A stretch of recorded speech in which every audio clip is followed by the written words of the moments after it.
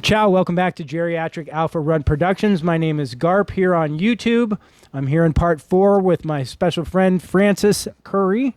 And now we're going to talk about some fun stuff. We're going to talk about cars. We both like cars. We do like cars. We both like Lexus cars too. Yeah, it's funny. We do. That's my first one. Well, that's because Lexus, you can buy them and they hold their value just like Toyotas, and you can put 200,000 miles on them. Some guy still wants to buy it from you. It's like amazing. It's amazing. Now, the crazy part is, I don't know if you've been hearing, but Toyota is having a lot of problems with their new V6 engines. Have you heard that? I did not. And you know they changed everything now, right? They got rid of their V8. Oh, really? No, I didn't. Like your car doesn't have a V8. Like they took the V8 out. Oh, wow. And they're running a twin turbocharged V6 in all their cars. In their 4Runners, you can't even get the V6. You can only get a 4-cylinder. Yeah, Isn't that amazing? A 4Runner's a big car too. Well, it is, and I thought a 4Runner was primarily off-road. So Right. I mean, I've had 4Runners. Those are great. Well, and the vehicles. bottom line is just that with the twin turbochargers, they can give you more horsepower with better fuel economy, blah, blah, blah, blah. Whatever. And like, we're old. So I'm like, I don't want your V6. No. I don't want your twin turbo. Nope. I want a V8 engine in this big giant sports utility or this big LS, and it needs a V8.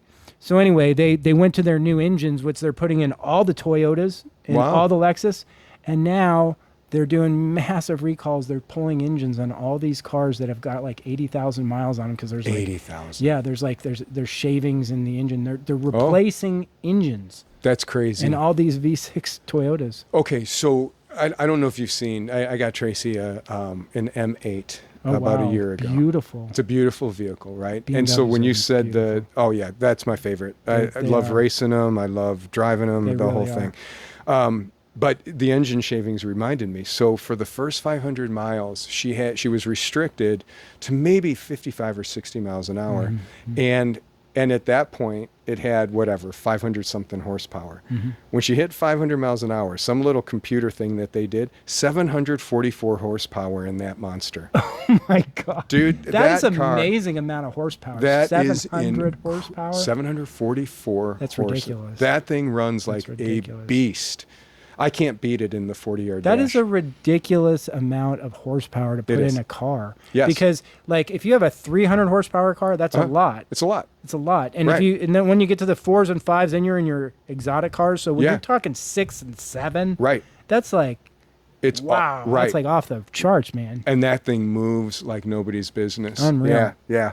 But I'm with you. Like the BMW is the vehicle I like the most. When I had a 650 and we're having the first grandchild, right? And so the 650 is a 2-seater, and it was beautiful. And it was.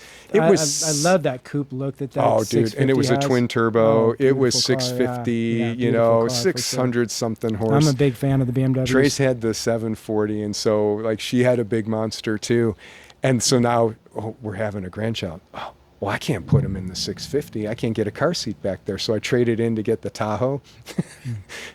I kick myself to this day. That 650 was that was my vehicle. Yeah, it's having 4 doors is almost imperative at this point. Oh yeah, today. Around. Oh, absolutely. Because the 650 have 4 doors or no? No, mine had 2. There is a 4. version that has it, but I didn't. But that was a newer model. I had a late model, and so it was the 2-door, and oh man, it was just fun. How are you liking that Lexus now? I mean, that's it's their fine. flagship. I mean, the LS has been just a touted car for so many years. Now you're also like the end of that V8, so I tend to think that people are really going to value that car as time comes on. Yeah, so Trace wants to move back. So the M8 is more of it's the SUV model, so she wants to go back to a sedan. So I'll more than likely get her that sedan, and I'll probably trade that Lexus in. And I'm like you, I'm thinking that it's going to go in at a higher value because it's the last of the last. Right. So my funny story on that one is I'd never had a Lexus, okay? And I think that's a 2020, give or take. I'm pretty sure it is. So never had one. COVID's just starting, right? We walk into the Lexus dealer just across the street, right? And Trace sees one on the floor and says, "Oh, I really like that one." I said, "Yeah, I like that one too. You white, tan interior." Can't lose with that choice. So I said to the guy, "Hey, I'd like to buy that car." He's like, "Okay, you want to take it for a test drive?" I'm like, "No." He's like, "Do you have a Lexus?" "No." "Have you ever driven a Lexus?" "No." "And you don't want to test drive it?" I said, "You trying to talk me out of it? Like, what should I be worried about?" Like, I thought I was the ideal customer profile here, right? And now you're making me worried. So he's like, okay. So I said, "All right, I'm gonna pay for it." And he goes, "Oh, don't do that." He goes, "Finance it, pay 3 payments, and then pay it off." I'm like, "Okay, why?" And he's, "Oh, credit score and so forth." All right, I'm always interested in credit scores. So, all right. So now we go into finance. And the guy says, "Oh, what'd you think of that Lexus?" I said, "Oh, it's a beautiful vehicle." He goes, "What'd you think about how it handles, though?" And I said, "I didn't drive it." He goes, "Oh, did you drive a different one?" I said, "No."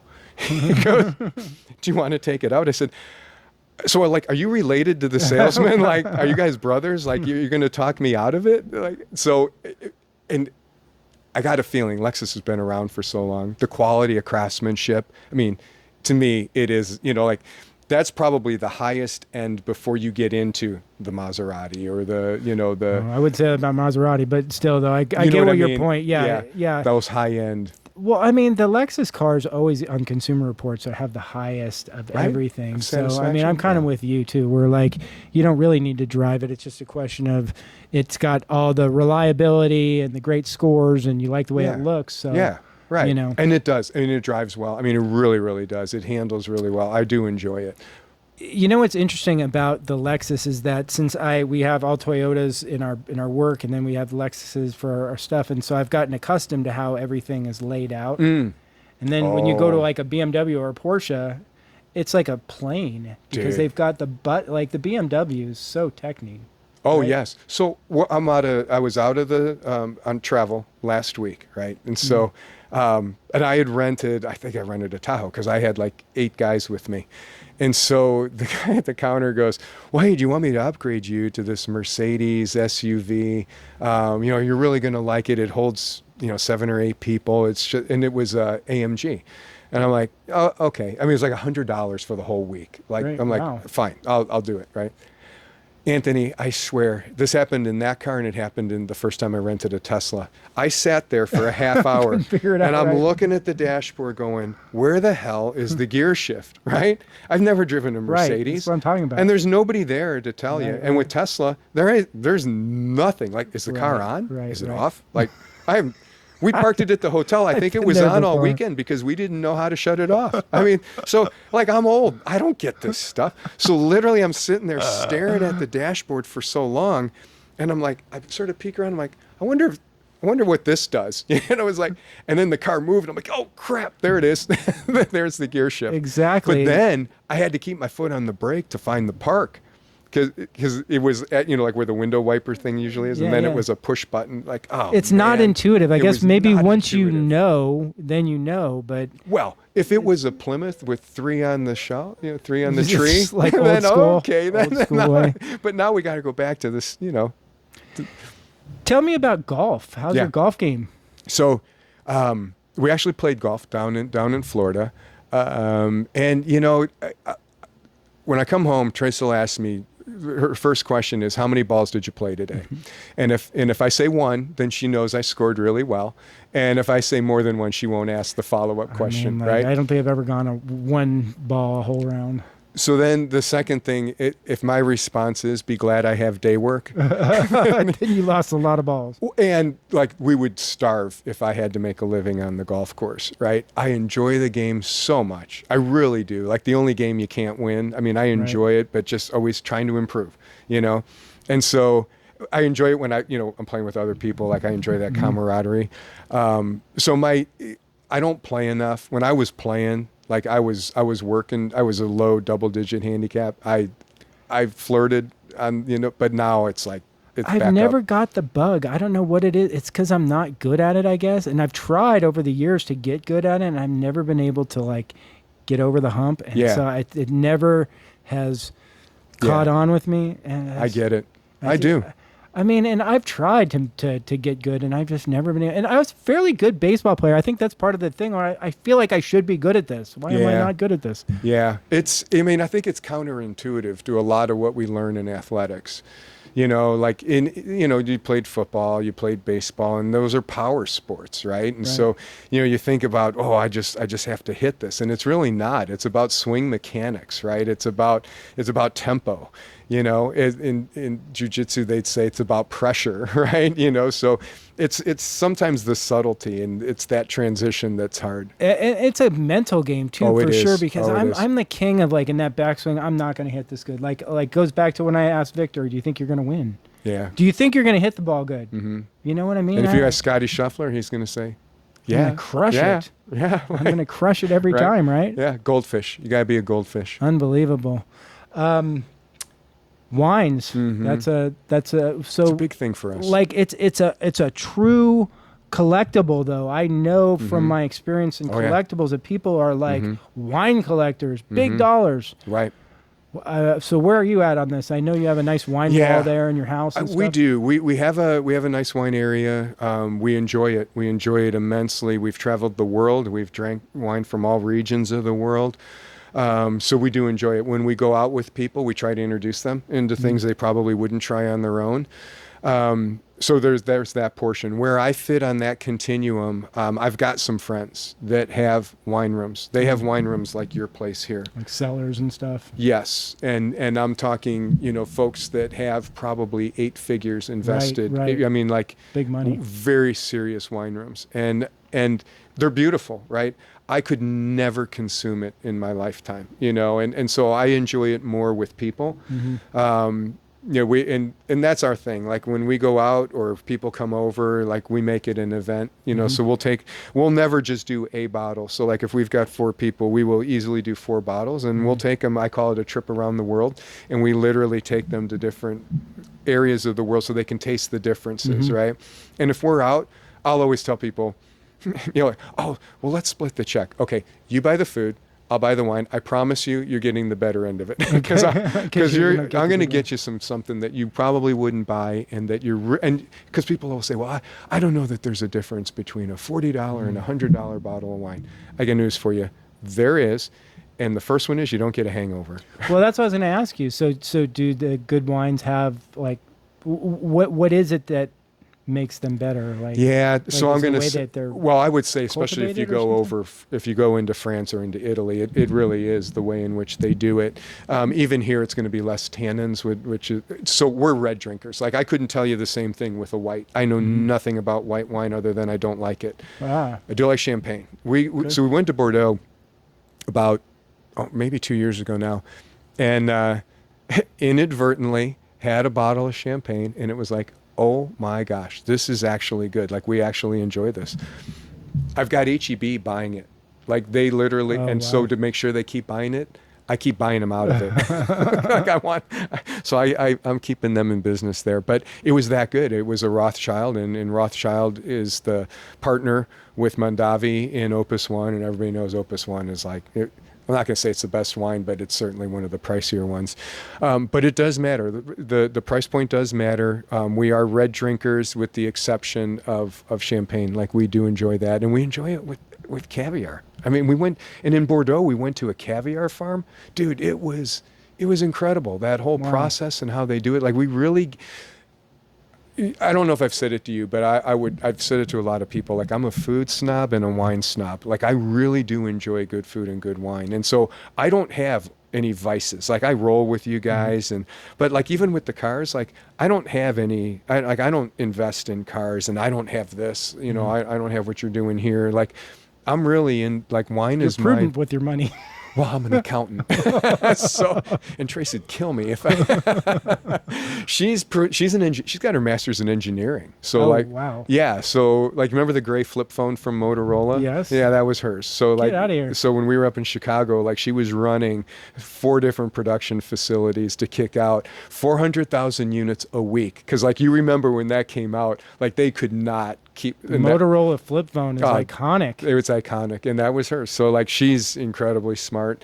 I'm frugal. So You said you're not a fan of white wine. I think Yeah. that the worst hangover I've ever had in my life was a Chablis. I bet. I ordered we got a big jug of Chablis and Yeah. I drank it all, and Oh. I couldn't stand up that next day. I was so bet. hungover. Well, and white has a higher sugar content than red, Oh. and so the sugar has a tendency to do that too. So the sugar Unreal. and the tannin, like that's just not a. I don't know the chemistry, but I you have to ask Joe, but I bet it's not a good So combination. Texas makes wines, is that right? Or That's I mean, the rumor. California's famous. That's Okay, the that's the rumor. rumor. So they don't make good wine then. Okay, well that's interesting to know. California, we really do enjoy. California makes a very good bottle of wine. Texas is trying. I think the conditions are just too harsh here. So like we've been to Greece where it's really cool to see the vineyards there. They're like in birds' nests. Okay, so they're on the ground and they do them in a circle. And during the day, the leaves will come over the grape to protect it from the sun. Oh, But wow. at night they'll come out so that as the sea air is coming over the top, it's grabbing the moisture and then it's holding it in. So Greece has got some pretty hard conditions. But you come here, and I think a combination of the soil and the heat, it's just not. Texas hasn't figured it out yet. They might, but we've done several wine clubs, and we've tried. Like we're in 2 wine clubs here, like because we're going to support them and try to help them figure it out. But it's hard. I would, if you get a bottle of wine from me from Texas, that means I'm hoping you don't come I back. was gonna say it means I dislike you. A little secret. Do you bring bottles of wine to restaurants and do like a cork fee? No, Oh, no, you I won't that. do that. No, I really do want to support them, and I want to see what they. So, like one thing we will do, Anthony, and there's several restaurants around here that we think are pretty good about this. We'll do the pairings. So, like barley swine is one of them, where it's not just going to be a wine pairing. They'll do beer and they'll do a cocktail or a mocktail to match the particular food that they're serving, and it's usually a 7 or 9 course event. Wow. So you're going to get some different, and it's all about the flavors, right? So. We won't bring anything in because we really want to see what they're going to offer or what they've got in terms of a selection. Tell me some of your favorite local restaurants. Yeah, so I think Plate would probably be the one that's here, that's local, like that we think. Heard a is, lot about it. Have not been. I gotta. Oh, gotta it's check worth it. out. Yeah, so, well, let's do that. Let's make it a Plate. point Where- to go where is together. Is that near the Brazilian steakhouse there? No, so keep going down towards the Galleria, and it's going to be in the shops of the Galleria. Oh, it's that black building, huh? It is. Yeah, it used to be a Gumbo's, I Okay, think. yeah, and, yeah, and yeah. so Okay, I do know. So when 'Cause she I've heard started, things about it. yeah, when Zentra started, honestly, Anthony, her restaurant was this big right here. She had a little cubby and so maybe 20 top, and the tables were right next to each other. And I mean, and I've sat at the one by the door where the door was constantly hitting me Yeah, because yeah. like it was just that small. Then that gumbo, became available. She's gone in there, and now she's got 3 to 4 different seating areas, and she's from Paris. She's just got an incredible chef background. I don't know what else to call it. And it's really good food. I would tell you that her tuna is on par with anything. Like Wow. she's very picky about what she's bringing in, so that dish is her poke is really quite well. That's great to know that. Yeah. It seems like a lot of people had been in and out of that building over the years. Yes, I would agree. I think she's stayed there. I think she's been there close to 10 years now, and I think she's doing quite well. So that one's like from a Lakeway perspective, that's definitely it. Then we're going to probably veer downtown. If we're talking like a tablecloth experience. SPs, the Brazilian, like we're always in there a couple times a year. Usually birthdays are big events. Yeah, they're because good. They are.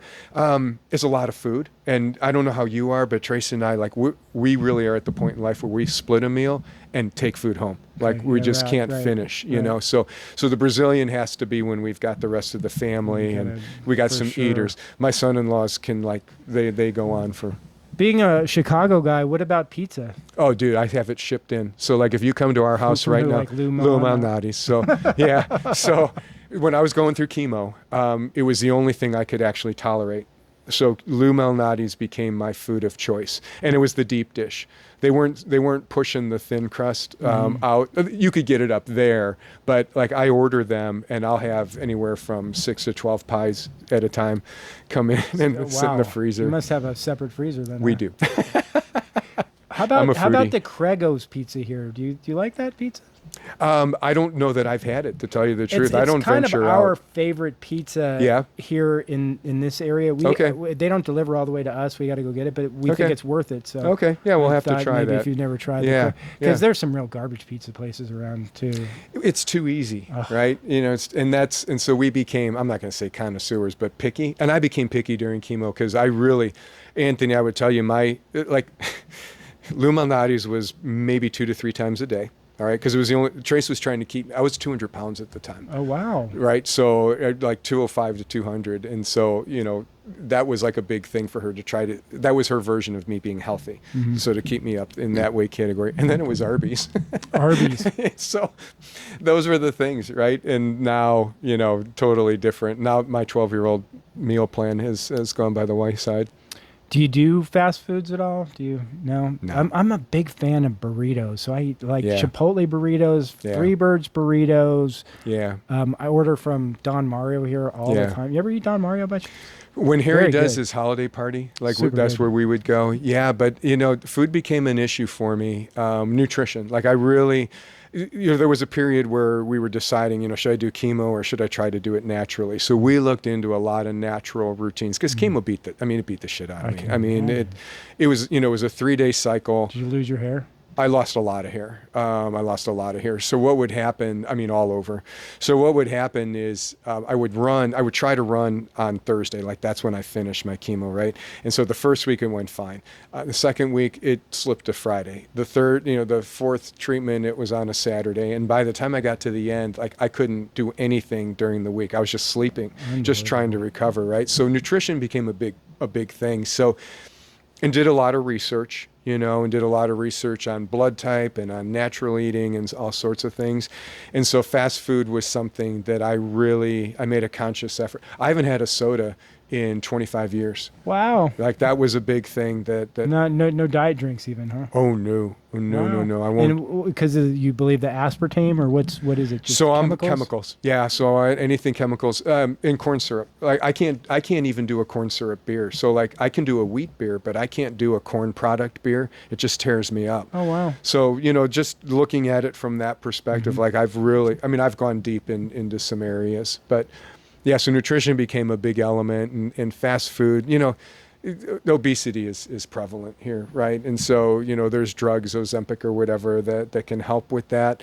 And some people are just predisposed to it, genetically, and we have people in our family like that. But nutrition was something that was, if I can do it natural, and if we can do it at home, or if we can find a restaurant that's, farm to table, those are the kinds of, and farm to table, to answer your other question, like those would be the other restaurants we look for. We were part of a supper club here in Lakeway, and it bounces around from time to time. And we'll even do it in our home, where we'll bring in a chef and maybe 6 or 8 couples. And then, they'll literally cook, and it'll be from scratch. Like it'll be from the farm. They'll show us the farm that they're sourcing from.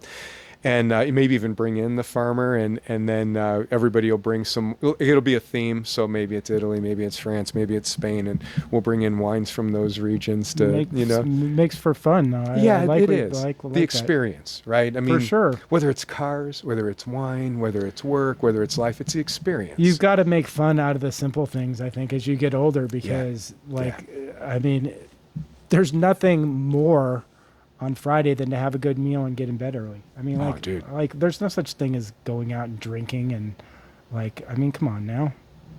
It's hard. It's hard to recover. And I don't know how you are, but the older I get, even drinking wine, I'll notice I might be a little slower. Like I'm slower for a period of time, which means I have to get up earlier and earlier, which means I only hang upside down for a couple hours a night now. Do you actually hang? Do you do that for real? Oh, I was gonna say, well, I never. They tell me, like, I'm up at 4 every morning, right? So like the first question I'll usually get is, can you do a meeting at 8 o'clock? I'm like, lunchtime? I can go lunchtime. Well, so if you're up at 4, what time are you going to bed? 9. Yeah. Between 9 and 10. And we go to bed in our house between 8 and 9 also, because we have a 10-year-old, so we're in bed at 8. Yeah. And I'm up at usually 5, so you're beating me by an hour. And Well, But when Braden and Brooke are over, or Jade, like to your point, like we're in bed a little bit earlier, and I've got a dog too, so he wants to walk, and so we're usually, and I have to walk him before the neighbor dogs are out because our boy is not very social. I mean, before we wrap up, I want to talk about that. I know you have a German Shepherd, so We do. Male. Intact. Zeus? No, I have a funny picture on my phone. This is why Trace can't go to the doctor with me. She gave me the note to take to the vet, and it says, itchy stuff, ears cleaned, balls off. I said, yeah, you're never going to the doctor with me because that ain't happening. Oh, so he's not He's neutered. neutered. Oh, he is neutered. Oh, yeah. I was gonna say because like I mean that's gonna that creates a whole different drive. If Oh, dude, and he's 120 pounds. I mean, like he's a big boy, but he's great. He's a fun dog. He's a nice dog. And I mean, I already probably know the answer to this, but he's trustworthy around the kids. And oh my gosh, to what he thinks the grandkids are his kids. So like he protects them before he'll protect us. Yeah, that's great. He's a gentle giant. Anthony, I'm not kidding you. I mean, like he's this tall. Like he puts his head on the table. Have you ever had a shepherd before? This is our 10th shepherd. Okay, so you this is your breed, and yeah. What's your favorite things about this breed? The loyalty. They're loyal. They're smart. They are so protective of the kids, and it's just like natural, instinctive. I'm going to say they're fairly easy to train, but they are so much fun. Their personalities, to me, dogs can be. They're an interesting experiment. Like you take care of their food and like their surroundings. I feel like you begin to see their personality exposed, right? And then if you start having fun with them and doing certain things, another portion of their personality comes out. And so I view them that way. And I've seen it with many of our shepherds. Like they just, once they get into the routine and they understand all that's going on, like they're goofy almost. They're so much fun. What's the difference between long-haired shepherds and short-haired shepherds? So we've had one. To us, it was a Belgian Shepherd versus a German Shepherd. So now, not I don't a Belgian know if Malinois. No. German Shepherd. Well, that's what they told us. Yeah, Okay. and that breeder was out of Tennessee. Well, that's when we were living in Tennessee, and it's funny. I was doing a project in California. I call home. Brinlin was a peanut. She was a baby, right? I call home and I said, I'm listening, and I said, Trace, what's the matter with Bryn? She goes, nothing. Why? I go, who's crying in the background? Nobody. I'm like, oh no, it sounds like Bryn. No, it's not Bryn. What's going on? And then she bought 2 puppies while I was gone. Now her mom was living with us, so her mom bought one and she bought the other. And I'm like, oh my God, those 2 dogs drove me almost drove me to the crazy house. Well, I was going to say, I can imagine that a shepherd's got just a lot of drive, and it's not a beginner dog. No. Yeah, it's not a beginner. It's not a beginner dog, but they're so good and they are so smart. So today we had to get Zeus groomed, and our groomer our groomer fired us because he's big and he's vocal. He cries a lot. He'll whine. And so people get intimidated by it, but he's gentle, giant, right? So the guy that comes to pick him up is he's part of the park service. So he runs a canine. He's got a canine portion.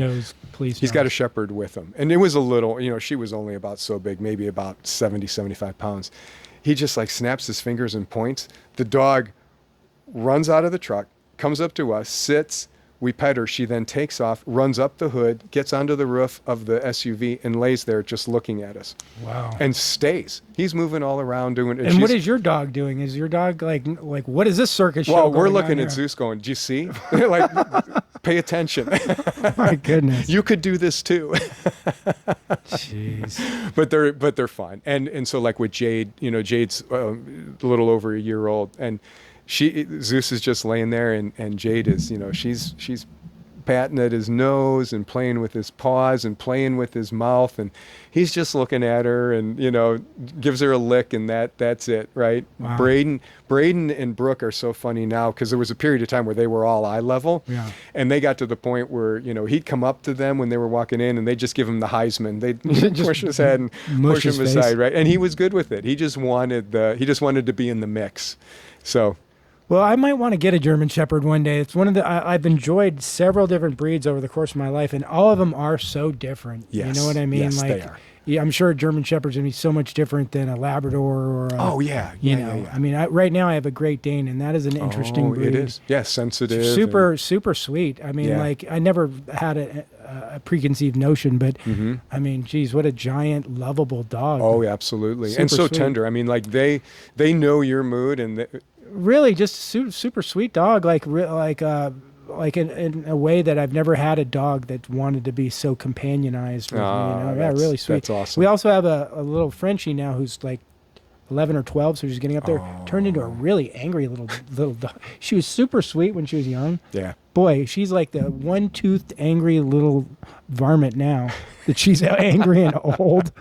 And the big That's dog awesome. probably has like made her crazy, but Oh, that's awesome. yeah, dogs are awesome. They are. It's They're like- a good mix. You guys don't have cats, I assume, with the dog. So our daughter, both of our oldest daughter, middle daughter, both have cats. My mother-in-law, when she came to live with us, brought 2 cats, so that was the first time that we had experienced that. Yeah. And our middle daughter really got attached to cats, so that's her. She's got a couple living on the north side of Austin, and then our oldest has 2 cats and a dog. So it's interesting to see. Right, And they're right. different. I mean, they're. I've never been a cat person, Mm-hmm. but I mean, gosh, I know people that are just cat crazy. So I mean, they're definitely got their. Our oldest daughter has a blue Russian.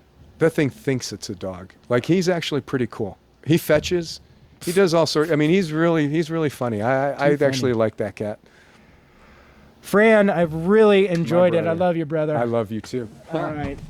We're going to sign off now. Please like, subscribe, share, comment. Help us get to 1,000 users. Thanks for watching.